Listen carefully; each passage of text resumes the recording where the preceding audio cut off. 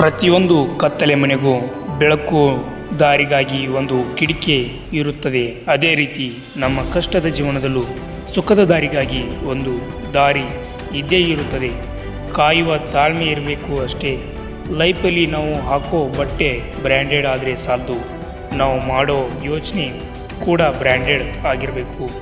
ಜೀವನ ಕೂಡ ಬ್ರ್ಯಾಂಡೆಡ್ ಆಗಿರುತ್ತೆ.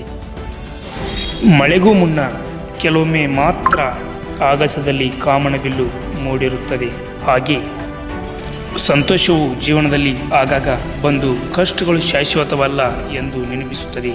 ನಗುವ ಮುಖದಲ್ಲಿ ಬೆಟ್ಟದಷ್ಟು ನೋವಿದೆ, ನೋವಿರುವ ಮನದಲ್ಲಿ ಕಾಣದಷ್ಟು ಕನಸಿದೆ, ಕನಸು ಕಾಣುವ ದಾರಿಯಲ್ಲಿ ಕಂಡಿರದಷ್ಟು ಛಲವಿದೆ, ಛಲವಿರುವ ಜೀವನದಲ್ಲಿ ಗುರಿ ಮುಟ್ಟುವ ಬಲವಿದೆ. ಯಾವುದಕ್ಕೂ ಅನಿಸಬಾರ್ದು, ಏಕೆಂದರೆ ಕಷ್ಟಗಳು ಪರಿಹಾರ ಇದ್ದೇ ಇರುತ್ತೆ. ಅದನ್ನು ಹುಡುಕುವ ಛಲ ಮಾತ್ರ ನಮ್ಮಲ್ಲಿ ಇರಬೇಕು ಅಷ್ಟೇ.